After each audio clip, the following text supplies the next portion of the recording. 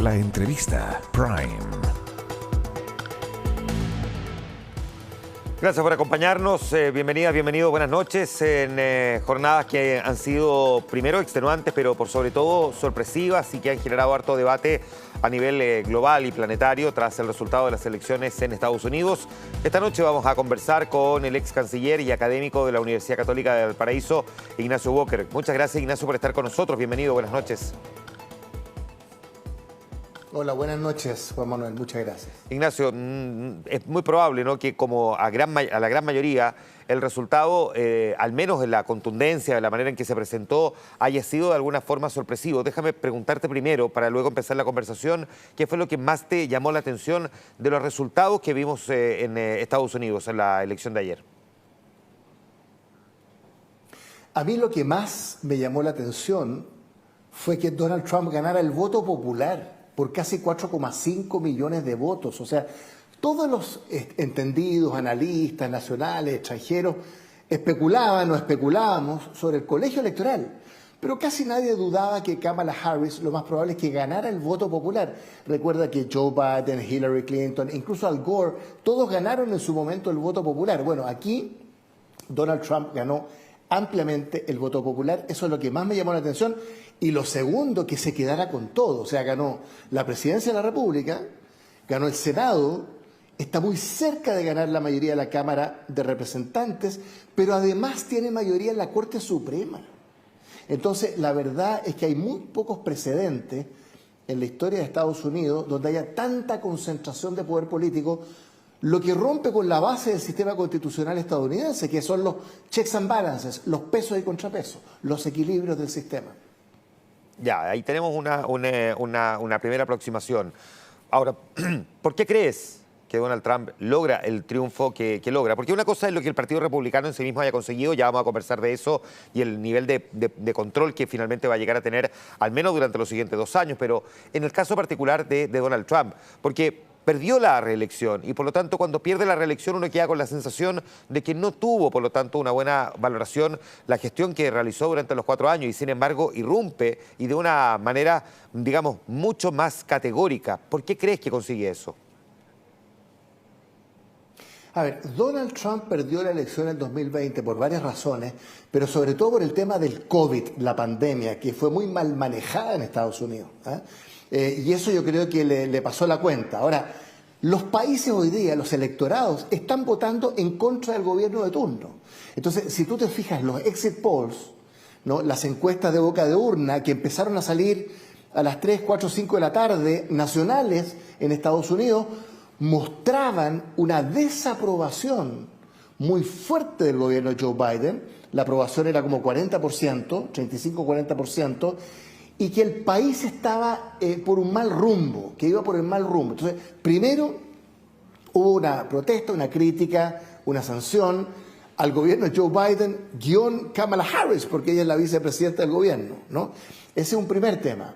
En segundo lugar, yo creo que Kamala Harris, con todas sus virtudes, talentos, recuerda que Donald Trump lleva 9 años de candidato presidencial. 3 candidaturas presidenciales. Kamala Harris llevaba 4 meses de candidata presidencial. Pero, ¿cuál fue el error de la campaña de Kamala Harris, a mi juicio? Este es el segundo elemento. Que ella no fue capaz, yo creo, de captar el voto moderado, demócrata y republicano, ese voto que no estaba muy convencido de votar por Donald Trump. Pero hubo 3 temas que le jugaron en contra a ella. Uno, la inflación, pero no las grandes cifras, macro, no, los groceries, ¿ah? El almacén, la compra en el almacén, la economía.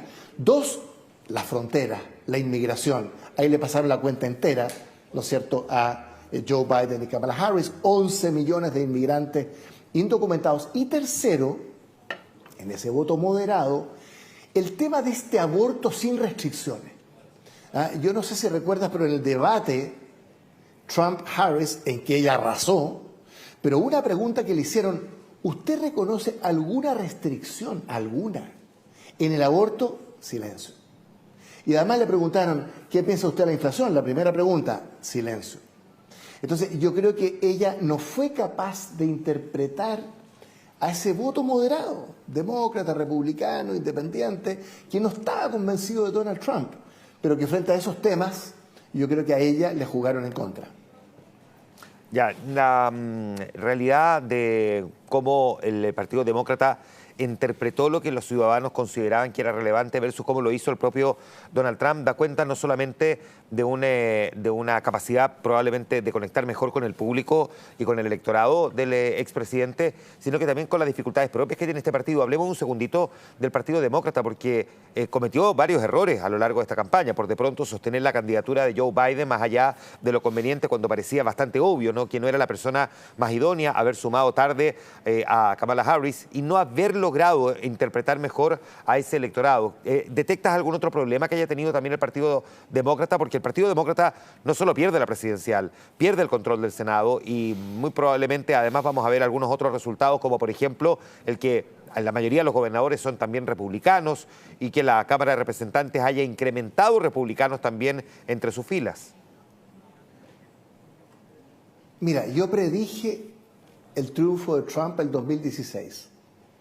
En una reunión que tuvimos los 21 senadores ahí de la nueva mayoría, 20 pensaron que iba a ganar Hillary Clinton, todos estábamos con ella, y yo explicó por qué iba a ganar Donald Trump. Y es que yo vi y esto tiene que ver con el Partido Demócrata, yo vi una entrevista en la BBC el 2016, justo antes de la elección, una semana antes, que entrevistaban a la mamá y la hija. La mamá por Trump, la hija por Hillary. Y la mamá decía, mire, yo soy mujer, soy blanca, soy americana, yo no soy minoría. Y yo siento que Hillary Clinton y el Partido Demócrata es el partido de las minorías. Y en cambio Trump apela al conjunto de la nación. Y la hija, en cambio, que estaba por Hillary Clinton, dijo, yo voto por ella y por el Partido Demócrata porque creo en las minorías, porque representan a las minorías. Entonces, Mark Lilla, un gran intelectual progresista, socialdemócrata, demócrata de Estados Unidos, lleva muchos años diciendo el Partido Demócrata está cometiendo un grave error, que es constituirse en el partido de las minorías. Y por lo tanto le deja el campo abierto a Trump u otro para apelar al mainstream America, a la América profunda, ¿no? Entonces yo creo que ese es un tema que el Partido Demócrata, que tiene que hacer una introspección, tiene que hacer una autocrítica, no con esta elección, que están los temas que tú mencionabas. En los últimos 5 o 10 años se ha ido convirtiendo en el partido de las minorías. Y las minorías lo están abandonando, los latinos lo están abandonando, los afroamericanos ya no están en el bolsillo, Trump sacó ahí un 20-25%, bueno, siempre está el tema de las minorías sexuales, LGTB, ¿no es cierto?, IQ+, etcétera, pero esa imagen del partido de las minorías creo que lo reduce, yo creo que hay un tema bien de fondo ahí. Ya, la realidad en estos momentos para el Partido Demócrata es que se tiene que reconstruir y reconstituir a sí mismo.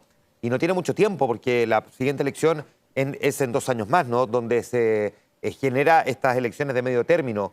¿En qué cosas cree que no debería equivocarse el Partido Demócrata? Te pregunto esto para volver ahora a Donald Trump y después mirar la relación de Trump con Chile, pero ¿en qué no debería equivocarse el Partido Demócrata?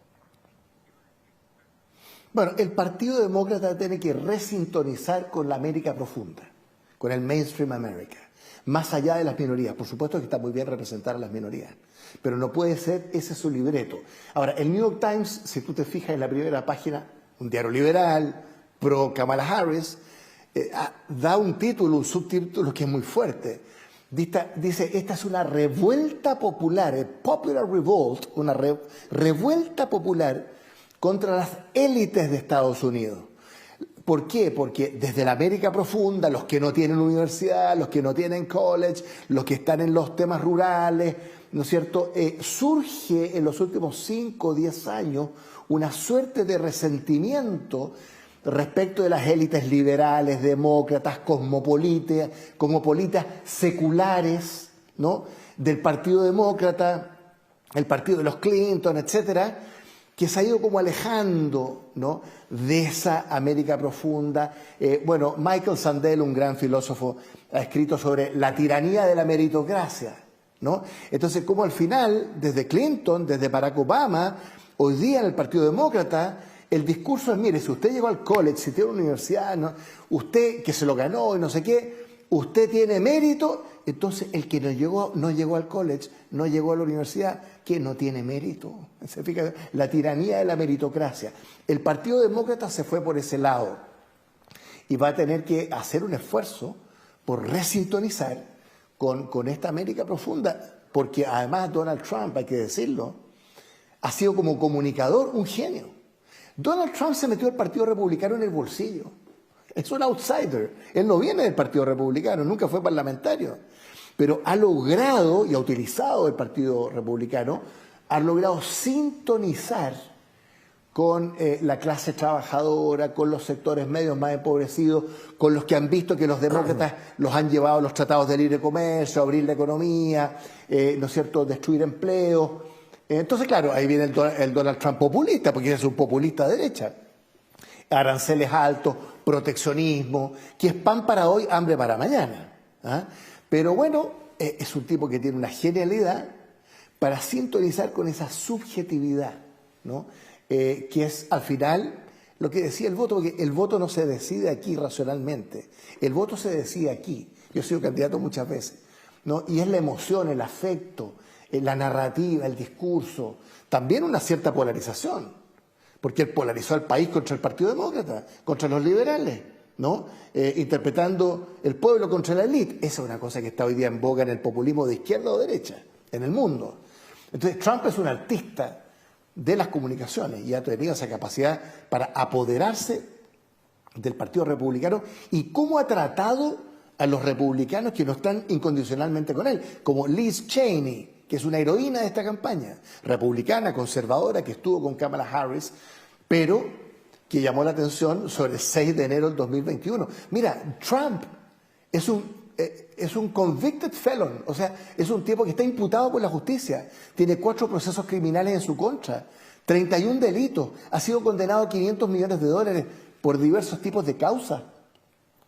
Y además la Corte Suprema hace unos meses declaró que tiene inmunidad por los actos en el ejercicio del cargo. Aún así lo eligieron, o sea, el 2016 le perdonaron toda su vida privada.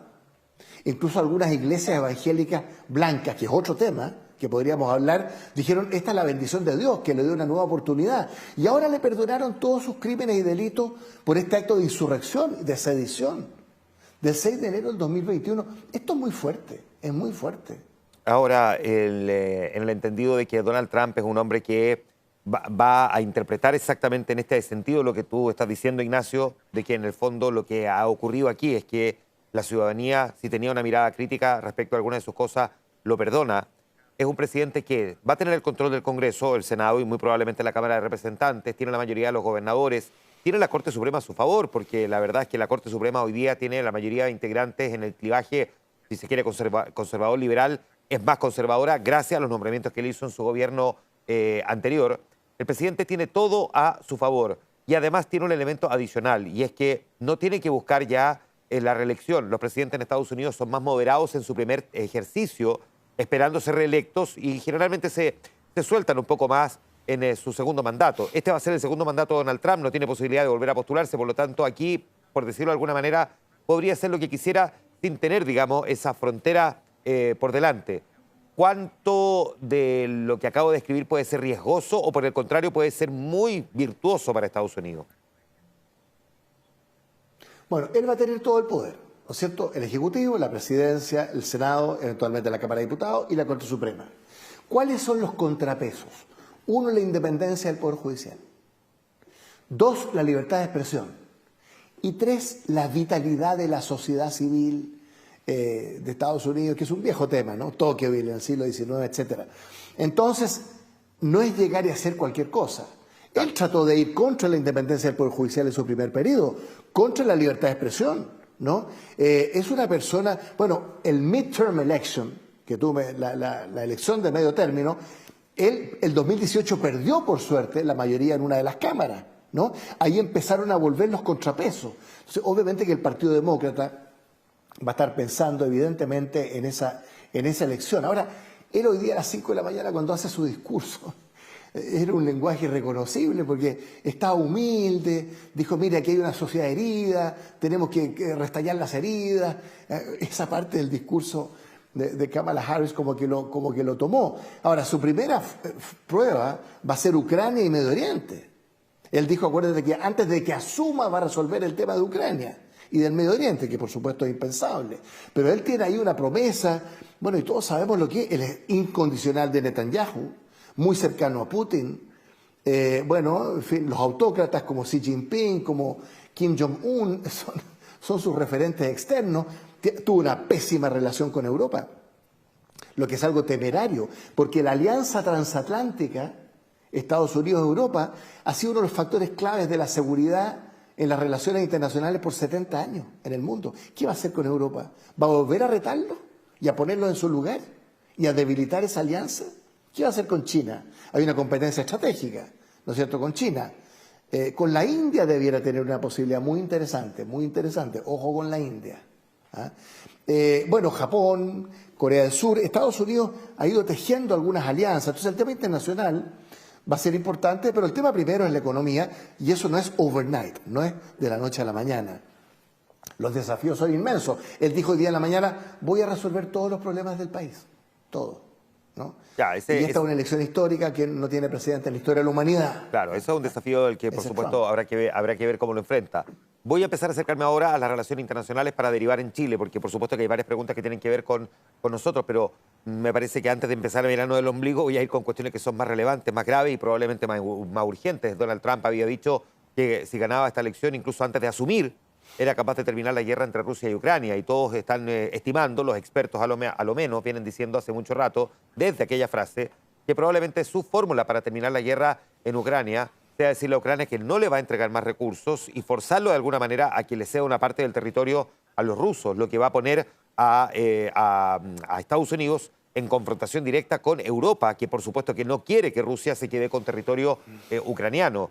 ¿Cómo miras este punto en particular de tratar de ponerle término a una guerra, pero probablemente por ese camino, y lo que para muchos podría terminar siendo muy, muy dañino para la geopolítica internacional? Bueno, vamos a ver qué piensa Putin de esta elección de Trump. No está claro. Zelensky obviamente ha recibido todo el apoyo de Estados Unidos con Joe Biden y de Europa. En la última visita a Washington obtuvo $60.000 millones por parte de Estados Unidos. Ahora, muchos de estos fondos, tú sabes, son de los fondos congelados, ¿no es cierto?, que están ahí de Rusia en Occidente, que en fin los dan a préstamo. Pero entonces, en Ucrania, mira, hay un punto, el tema es largo de Ucrania, pero en una frase, Putin tiene un punto en los últimos 10, 15 años. ¿Ah? Y yo soy absolutamente crítico, obviamente, de la invasión a Ucrania, todo lo que sabemos, pero Putin tiene un punto, desde hace 10, 15 años, que no hay seguridad europea sin seguridad de Rusia. Y los líderes europeos y estadounidenses nunca atendieron mucho ese argumento de Putin, que era legítimo, en el sentido que él veía que la OTAN avanzaba hacia el oriente, hasta pisarle los talones a Rusia, hasta que el 2008, en la reunión de Bucarest de la OTAN comete la imprudencia de invitar a Georgia y a Ucrania a la OTAN. Por suerte ahí estuvo Angela Merkel, que se opuso, François Hollande, que se opuso, Henry Kissinger, que se opuso. Bueno, pero entonces Rusia sintió que sus intereses vitales de seguridad estaban siendo desatendidos desde Europa, desde Estados Unidos. Y acuérdate que Putin hace como 4 meses dijo, mire, 2 condiciones para la paz. Uno, que Ucrania no entre a la OTAN, que es un tema yo creo razonable, distinto es la Unión Europea. Pero la OTAN, por la hora, Kissinger proponía un buffer zone, una zona neutral entre Rusia y Europa.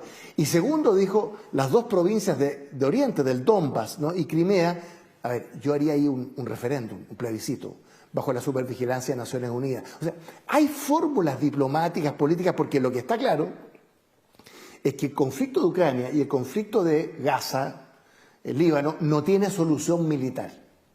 O sea, hay un momento en que la política y la diplomacia tienen que hacer una diferencia. Donald Trump irá a tener recursos políticos, institucionales, diplomáticos, para enfrentar este doble desafío: Ucrania, la primera guerra de suelo europeo en 70 años, y el conflicto en el Medio Oriente. No es solo ya Gaza, ¿no es cierto?, los palestinos, Líbano, Hamas, Hezbollah e Israel.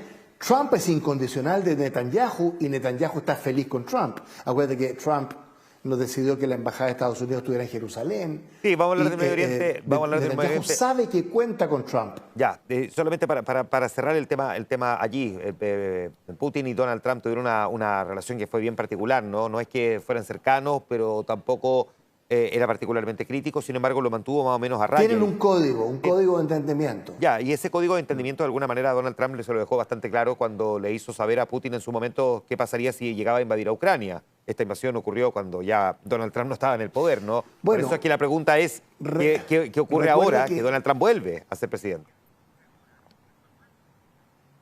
Recuerda que Donald Trump en toda la campaña dijo, jamás hubiese habido una invasión de Rusia en Ucrania o una guerra en Israel, ¿no es cierto?, Gaza, si yo fuera presidente. Porque me temen, porque tengo autoridad, porque saben que voy a reaccionar. Bueno, esta es ¿cómo decirlo? Tú sabes lo que es Trump en ese sentido.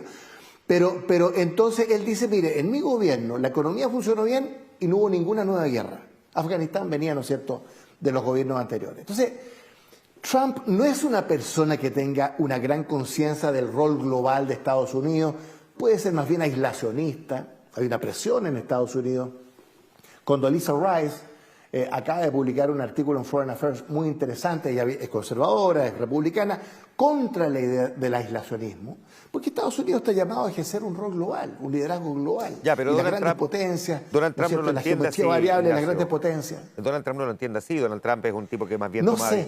Es que claro, No pero sé. a ver, no, pero o sea, dato mata relato. Donald Trump toma distancia a la OTAN, es capaz de decir que la OTAN no sirve si es que los otros países no van a poner al menos el compromiso de un 2% de su Producto Interno Bruto en inversión en defensa, que es el compromiso que se supone que tienen los países de la OTAN. Donald Trump no cree, pareciera, en el multilateralismo y tampoco en la globalización. Es capaz de anunciar aranceles promedio para todos de un 20%, hasta un 60%, incluso para China. Pareciera Donald Trump ir en una corriente un tanto distinta a lo que el mundo estaba comprendiendo, era lo que por lo menos le resultaba a buena parte de ellos.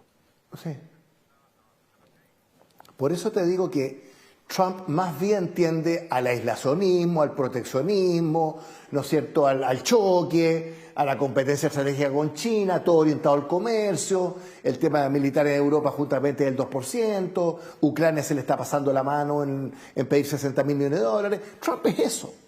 Pero una potencia global, yo llevo 40 años en las relaciones internacionales, ninguna potencia global renuncia a ejercer su liderazgo global porque son recursos de poder que inciden en la economía, en el comercio, en las inversiones, en la tecnología, etcétera. Entonces, el discurso y la tendencia y la inclinación de Trump es lo que tú dices: aislacionismo, proteccionismo, ir al choque, fanfarrón. Pero Estados Unidos sigue siendo una potencia global, ¿no? Y el peligro chino es un factor de consenso al interior de Estados Unidos, ¿no?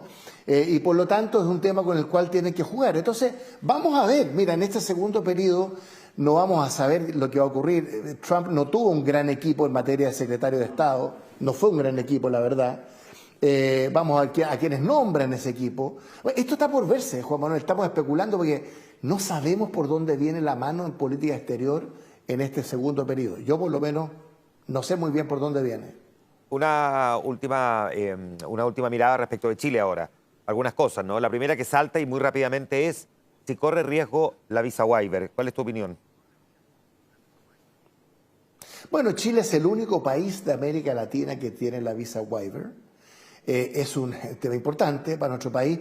No sabemos lo que va a ocurrir. Ha habido una colaboración entre Interior, el Homeland Security, en los últimos 2 años muy fuerte. Recuerda que esta fue una gestión del primer gobierno del presidente Piñera. De hecho, Arturo Fernando era el embajador en Washington, después continuaron los demás gobiernos.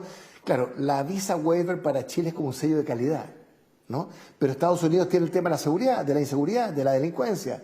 Tú sabes, las redes de Chile o chilenos delincuentes, ¿no es cierto?, incluso extranjeros que participan en Estados Unidos con pasaporte o documentos de identidad chilenos, etcétera. Entonces, es un gran signo de interrogación en esta materia. Yo creo que Estados Unidos va a estar más cerca de Argentina con Javier Milei de todas maneras que de Chile con el presidente Gabriel Boric.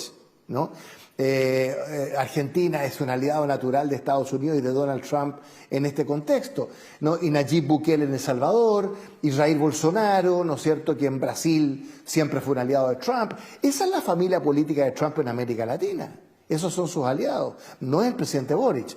Pero Chile tiene un estatuto de respetabilidad, digámoslo así, que no debiera verse, yo creo, particularmente comprometido, pero es un gran signo de interrogación si va a seguir o no la visa waiver, no sabemos. Y una última pregunta en términos de la economía, porque por supuesto que siendo China y Estados Unidos los principales socios comerciales de nuestro país y una potencial guerra comercial entre China y Estados Unidos a propósito de eventuales determinaciones que adopte Donald Trump en materia arancelaria, ¿cuánto podría perjudicarnos? Porque ya hay quienes proyectan que una disminución de los impuestos en Estados Unidos, esto podría profundizar el déficit fiscal que tiene ese país y más estas otras medidas podría empujar a una alza en las tasas de largo plazo, que podría provocar también un incremento en el valor del dólar. ¿Cómo, qué se podría interpretar que pueda ocurrir con la economía chilena desde la perspectiva de lo que decía Trump?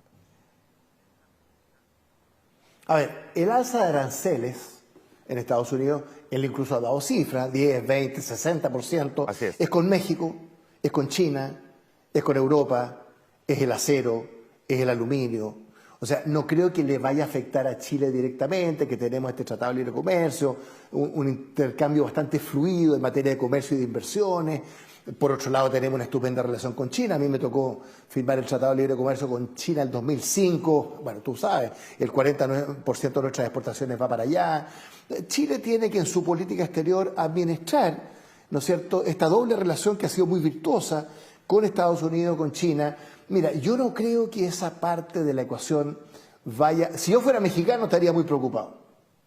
Si yo fuera chino, ¿para qué decir? Europeo también, ¿no? Pero con Chile no creo que eso vaya a... O sea, estoy más preocupado de la visa waiver que de los efectos del proteccionismo respecto a nuestro país. Afortunadamente Chile es un país pequeño al sur del mundo que no tiene mucho que perder, yo creo, en esta materia. Ignacio Walker, muchísimas gracias por conversar con nosotros esta noche en la entrevista Prime.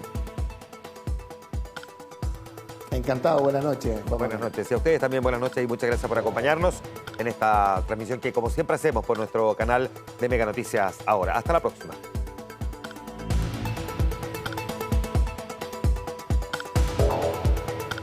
La entrevista Prime.